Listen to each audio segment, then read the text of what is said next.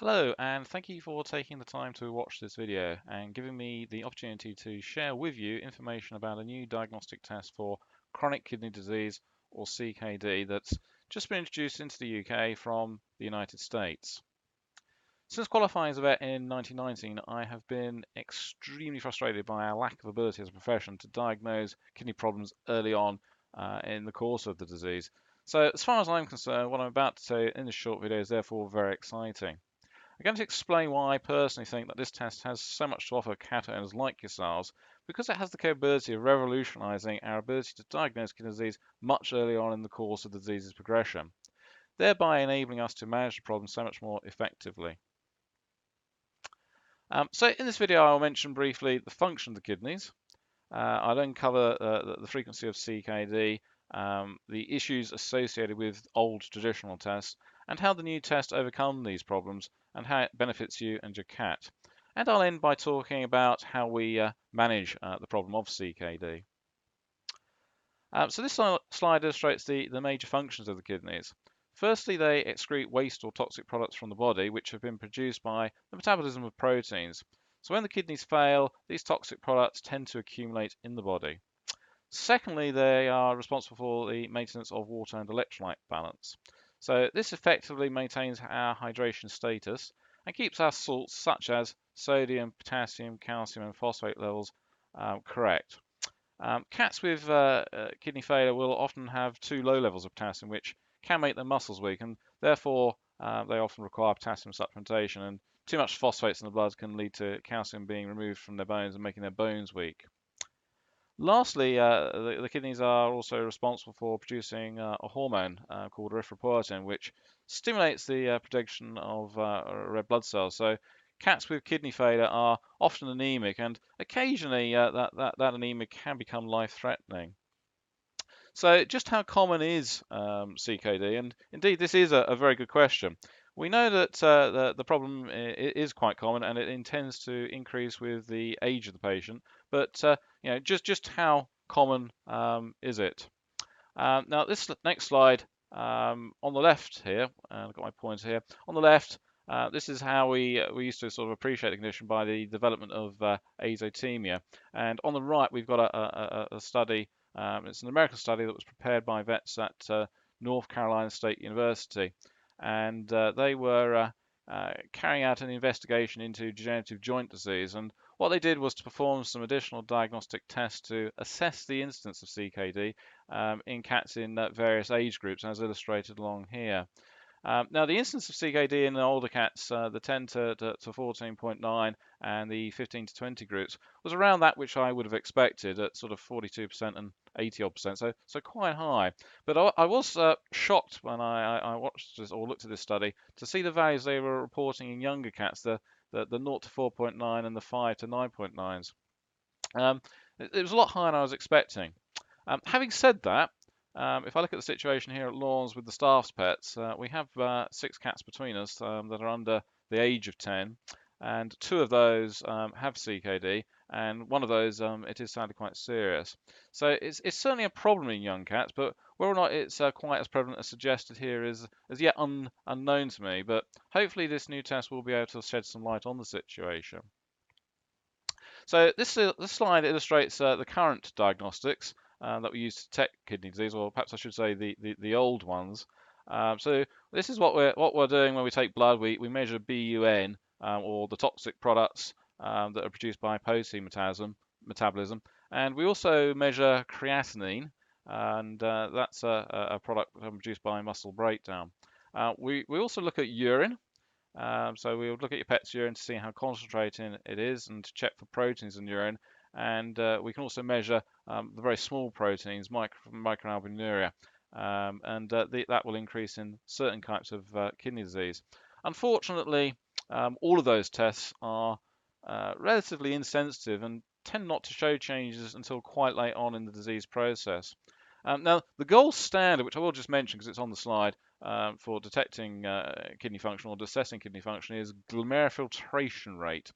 And that is indeed very accurate, but for technical reasons, this isn't a test which can be performed in clinical practice. So this is a test which tends to be produced or performed in laboratory conditions. So following on from the last slide, here we're illustrating time along the bottom and along this axis, and we've got some kidney damage which has occurred at this point here. And what happens from this point obviously is the kidney function in red that deteriorates with time, and we can see that tailing off here. But if we look at the things which we're measuring in the blood, so the urine, the urine. So if we look at urine-specific gravity, we can see that actually remains quite normal for quite long periods of time after the kidney injury, and then it starts to decline quite late on. And the same applies with urea and creatinine. So this is the blood test that we do. We can see on this blue line that these toxins don't start to increase in the blood until quite late on in the disease process. So this is the area where we would currently be making the diagnosis, and you can see it's quite a long time after the original kidney problem started, and therefore a loss of kidney function has already been lost. So this is less than ideal. So in this slide, this is just talking about creatinine, which is the old kidney function test, and it says here that we're only really picking up once 75% of or up to 75% of kidney function has been lost. Also with creatinine, it's also influenced by factors other than kidney function. So, for example, these well-muscled animals, or in this case, this cat is quite a plump cat, they will have different creatinine values if they have the same kidney function as these animals in the bottom. Because creatinine being formed by the muscles, the more muscle you have, the more creatinine you tend to form. So that can sometimes make the interpretation of some of these test results rather more challenging. Now, if we look at this new kidney function test, and it's detecting a substance called SDMA, symmetric dimethyl arginine, and it's got three key attributes, which makes it particularly useful as a biomarker for kidney function. It tends to detect kidney disease earlier in creatinine, and it is also specific for kidney function, unlike creatinine, and it's not affected by factors like lean body mass. So what is SDMA? Well, SDMA, and first things, I guess I must apologise to any cats watching this. We have a picture of a dog here doing its thing, but unfortunately it's the only slide I could find. Essentially, SDMA is formed in cells when arginine, which is an amino acid, is metabolized, and it's methylated, and then it's excreted in the urine. So that's what SDMA is. That's what we're measuring, and hopefully this will allow us to pick up and make an earlier diagnosis. And we're hoping that we're going to pick up changes in the SDMA on average when 40% of kidney function has been lost, and possibly as early as 25% loss of kidney function.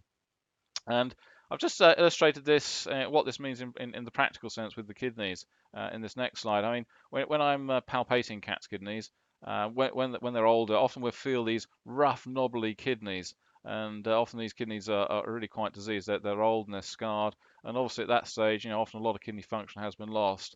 And with these younger cats, their kidneys will feel quite smooth, and with the old test, we probably wouldn't be aware that there's any disease process, where with the new SDMA, we're going to hopefully pick up this problem. So basically, we're looking to use this SDMA to detect the kidney disease, the presence of kidney disease, much sooner after the initial kidney injury has occurred. So just how much earlier are we able to detect kidney disease using SDMA test when compared to, say, the old creatinine test? Well, in cats, we anticipate picking up disease 17 months and maybe even up to 48 months earlier. So that's a very significant improvement. Um, Not only will we pick the disease up earlier, we're also likely to make the diagnosis in a large number of cases, as illustrated here in this slide again from America, where 250,000 cats were tested, and CKD was diagnosed in 11% of the cases when we're just looking at the creatinine. But when they looked at both creatinine and SDMA, they were picking up kidney failure in 26% of cases, so 2.4 times as many cases being detected compared with the old test. Now, if we look at age breakdown in this next slide, it gets even more interesting. In this slide, the light blue boxes at the top of these graphs, these are the cases which we would have picked up using the old creatinine test, and the red boxes beneath represent the cases that would be picked up using the new SDMA test. So you can see from cats aged from 6 through to 14, for every case, or roughly, this is a bit rough, but for every case that's being picked up with the old test, we're actually picking up 2 more cases with the new test. So really and truthfully, the old test was only really picking up about a third of our kidney function or our kidney problem cases. Obviously, that's far from ideal. Now, this next slide demonstrates something called the IRIS staging system, and IRIS stands for the International Renal Interest Society, and basically it's a group of veterinary surgeons, an international group of veterinary surgeons who've got together and they've divided kidney disease up into 4 stages. Stage 1 being mild disease, through obviously to stage 4 being severe disease, and you'll notice that the clinical symptoms, which the sort of things which as an owner you might pick up on, they only really become evident in stages 3 and 4. They get a bit of a mention in stage 2, but it does say here that they're usually mild or absent. So by the time you're actually noticing changes in your cat's behaviour, sadly it's often quite late. So what things? Oops, let's just go back a slide. What things might your cat do to try and attract your attention that maybe they've got a problem? Well, the main clinical symptoms associated with CKD are excessive drinking and excessive urination. So you might notice you're having to fill their water bowls and perhaps empty their litter trays more often. Though a lot of cats, I appreciate, they go outside and they urinate outside and they drink outside. So again, you may not have noticed these things. Other signs to monitor for your cat might include decreased appetite, often in combination with weight loss.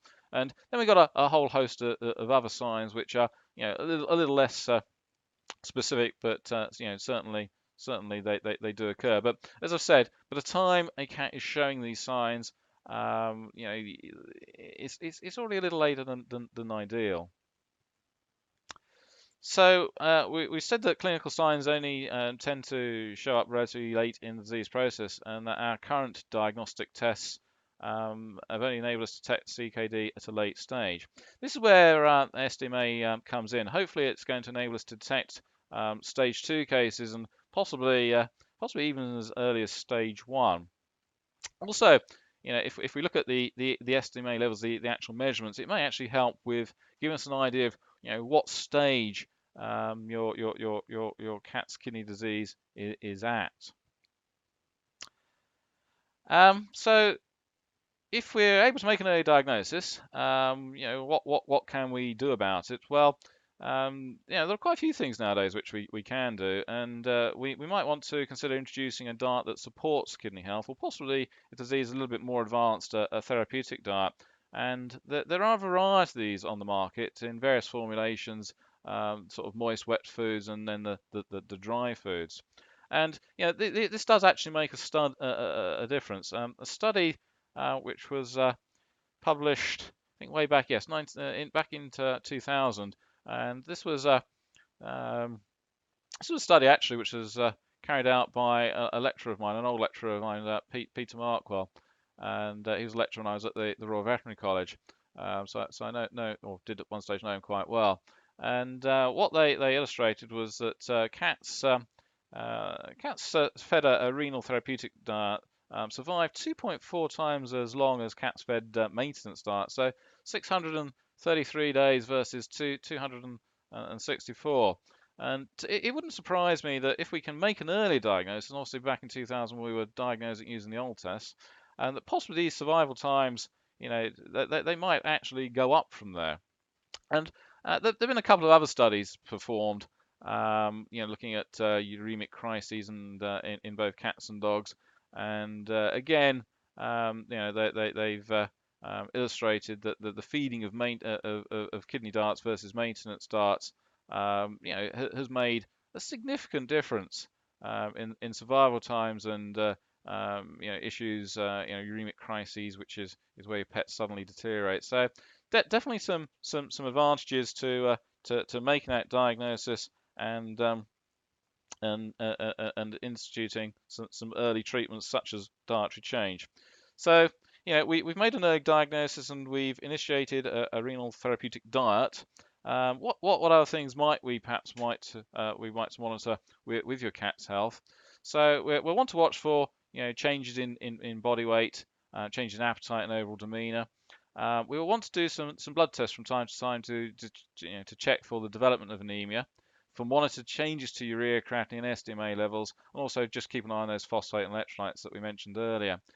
We might also again want to check the urine-specific gravity, so see how well your cat's able to concentrate the urine, and look at the sediment and perhaps do a dipstick analysis and measure some protein levels in the urine.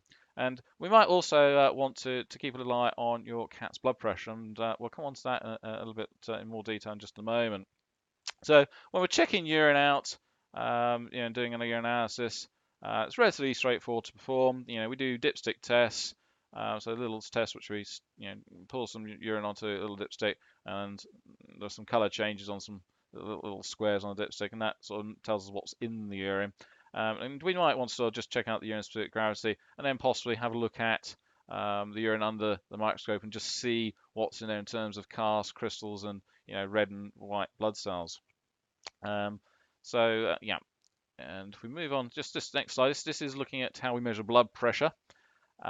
This is done using a Doppler probe and cuff system, and it's quite common for cats to suffer from hypertension, and one of the most common causes of hypertension in the cat is CKD, but it'll also be caused by overactivity of the thyroid, hypothyroidism, and some of them are what we call idiopathic, which is a fancy term for we don't actually know what is causing it. But it is quite important that we keep an eye on blood pressure in older cats. High blood pressure can lead to damage in other organs, so it is important that we try to control it. Now, I'm indebted to a gentleman, Dr. David Williams, an associate lecturer in veterinary ophthalmology at the University of Cambridge, for very kindly allowing me to use his images in the next couple of slides to demonstrate the effects of high blood pressure secondary to CKD. So in this first slide, we see this very pretty tortoiseshell cat with these big black eyes, and due to massive pupillary dilation. Sadly, this is not an uncommon presentation. These sorts of cats come to the surgery, and I get them out of the box, and as soon as I see these massive dilated pupils, I feel the worst, because it is highly likely that I'm going to find that they're blind when I examine their eyes in greater detail. Sometimes these cats have been presented to the surgery, or not been presented to the surgery for quite a few years. They're often in good condition, and owners are sadly often blissfully unaware that their cat has any problems. So they just suddenly start bumping into things, and it does come as a bit of a shock to the owner to realise that their cat was, unfortunately unwell, and they just didn't realise it.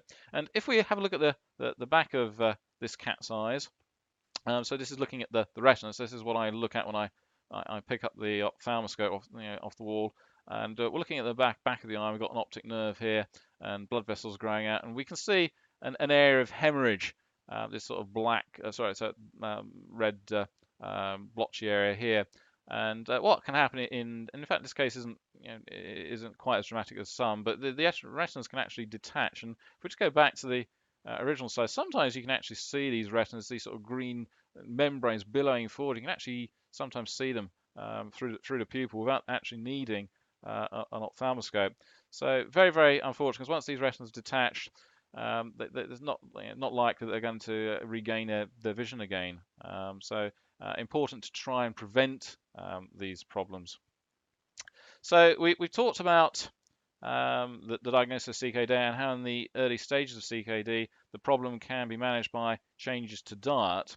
Unfortunately, in most cats, CKD is a progressive condition, and it will become necessary to introduce medications such as phosphate binding drugs, possibly some potassium supplementation, or appetite stimulation. And as the disease progresses, sometimes we'll need to give medications to try and stop proteins leaking out. So these last two, the cementa and the Forticor, help the kidneys work a little bit better and stop those proteins appearing in the urine. They reduce what we call the protein urea.